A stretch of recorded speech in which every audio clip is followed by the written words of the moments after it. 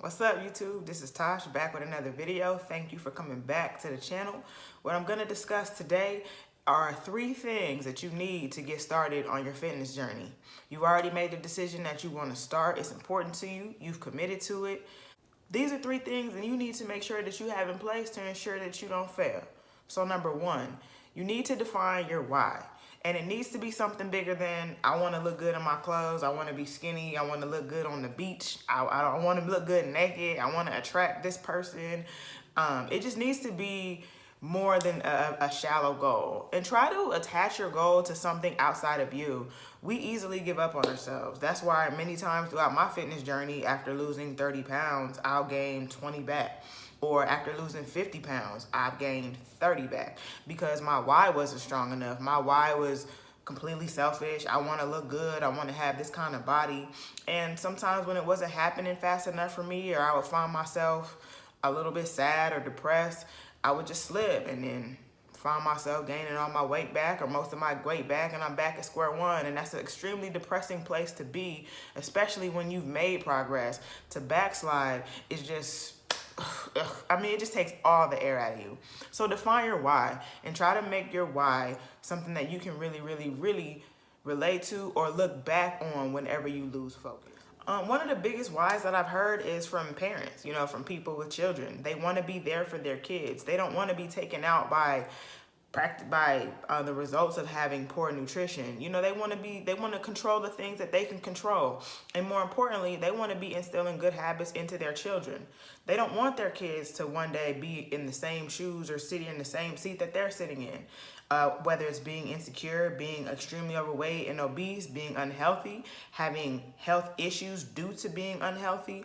So if you have children, there really is no stronger why than that. If you're like me, you're single with no kids, you're not in a relationship with anybody. I mean, there's really no one to attach your why to. I attach my why to a feeling. I'm not happy with the way that I look when I look in the mirror. I'm not happy with the way that my body looks. And it's up to me to change that. It's only up to me to change that. It's completely in my hands. So my why is attached to the way that I feel on a daily basis. And I cannot give up on myself because that voice in the back of my head, no one talks to me more than me. So I'm trying to learn to control that conversation. And no, I don't look the way that I want to look yet, but I'm working towards it. So because I'm working towards it, that conversation is a much more positive one and it's strong enough to be my why. Find your why, attach it to a feeling. Better yet, attach it to that moment when you decided something has to change. Remind yourself of that why. Put it on your wallpaper. Leave it on a sticky note on your refrigerator. Put it on a sticky note on your mirror. I mean, put it somewhere that's gonna keep you reminded, where you won't lose sight, and hold on to that why. Me and my mom's only child and me and my dad's youngest, I just really wanna make sure that I take care of myself so I could be there for them. I mean, what am I gonna do when they old and can't walk and I'm out of shape and I can't walk either? How am I gonna help them? I can't. The second thing, your how. That's also extremely important. How are you gonna do this? I'm busy, I work a 9 to 5, I have kids, I have a dog, I have other priorities, I have other goals. I mean, there are many things that can get in the way of you achieving your goals. So you need to sit down and figure out how you're gonna do this. For many people, they may feel like they don't have time to go in the gym or to go to the gym. And that's okay if you don't have time to go to the gym right now. Focus on your nutrition. That's one thing that you can make time for. One thing that's also important is if you are not the chef in your house, then you need to make sure that the person that is in your house and they're cooking the meals and preparing the meals and going to the grocery store, getting all the food, you guys need to be on the same wavelength. There needs to be an understanding, because if you're in a house with those who are not supportive, you're unlikely to succeed on this fitness journey. And if you are the chef in your house, then there's no excuses. Like me, I lived by myself, but when I didn't, I was the chef in the house. So I went and got the groceries, so I control what we were eating. That way I knew what was in all the meals. I measured it. It was good to go. You need to learn how to cook. You don't know how to grocery shop? You need to learn how to grocery shop. I'll continue to do videos of me grocery shopping and getting food and stuff like that along my journey. That way, if you don't really know what to buy, you can sort of look at what I bought and try to mimic that a little bit if you like those foods. Pinterest is a great place to start. That's where I started. I go back to Pinterest every single week and I look up healthy recipes with foods that I enjoy eating. So like Ground turkey, I look up healthy recipes for ground turkey. Baked chicken, healthy recipes for baked chicken. So whatever it is that you like to eat, go on Pinterest or any other food or health website or social network app, whatever it is that you like to do your research. Go on that, research the meals and write down those foods, write down those meals, the recipes. Take that stuff to the grocery store with you, put it in your cart, get home and get ready to cook. Now, a lot of people start diets. I don't start diets. I've just decided to change my relationship with food. The reason why I don't do diets is because as soon as you stop doing a diet, the weight comes back, right? You can't not eat certain foods for so long and then you lose all this weight and you look great. So now I'm gonna go back to eating all those foods that I wasn't eating. Guess what? You're gonna gain weight back. So you need to change your relationship with food, and that's what I'm doing. I can still eat the things that I enjoy, but in moderation and sparingly. So I eat those things as a treat meal. Like I said in my last video, I won't have a treat meal until about 30 days of consistency, or till after 30 days of consistency of exercising, great nutrition, and making sure that I'm putting the right things in my body.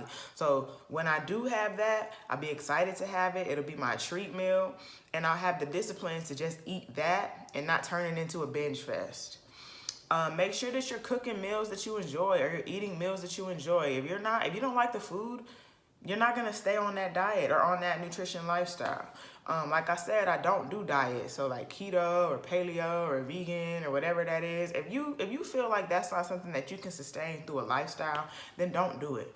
Just change your relationship with food. Start measuring your foods. Start adding the right vegetables to your foods, the proper meats, lean meats, proteins, and things like that. Change how your meals look, but make sure that you do have the foods in there that you like, but stay within your calorie intake or your limited calorie intake that's given to you by whatever food tracker that you use. I use MyFitnessPal. I think I mentioned that a few times.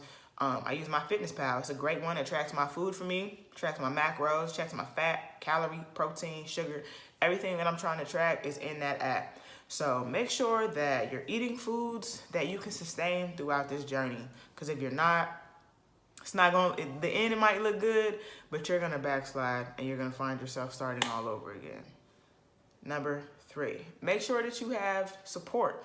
That's important when you are pursuing any goal that you may have throughout life. There needs to be someone, at least one person that you can rely on for support. This kind of goes hand in hand with the how. If you live with someone who isn't on a fitness journey, or if you live with someone who doesn't care about their nutrition, that's tough. And honestly, I would have to do a whole nother video about that situation because that's a tough one. But you need to have a support system. If you live by yourself and you need support, share your journey with someone whose opinion, again, matters to you. If you don't have that person, you can't think of that person right now, you're more than welcome to share that with me. Follow me on social media. Instagram is likely to be the one that I respond to the quickest. I've already gotten some messages from some of you guys and comments from some of you guys, and I'm typically responding within the hour. So if you don't have that person to share your journey with, share your journey with me. I'm on the journey with you, so we're here together. Share your problems with me. I share my problems with you. We'll just motivate each other through this whole thing. Support is absolutely essential when you are pursuing any goal in life. So those are the 3 things. You need to find your why, you need to establish your how, and you need to find some support. So thank you so much for watching, YouTube. If you have not subscribed, go ahead and hit that subscribe button. If you do not follow me on social media, I'll put the links down there at the bottom, so you can go ahead and follow me on social media, and we can support each other through this thing. Once again, thank you for tuning in. Good luck on this journey. Till next time.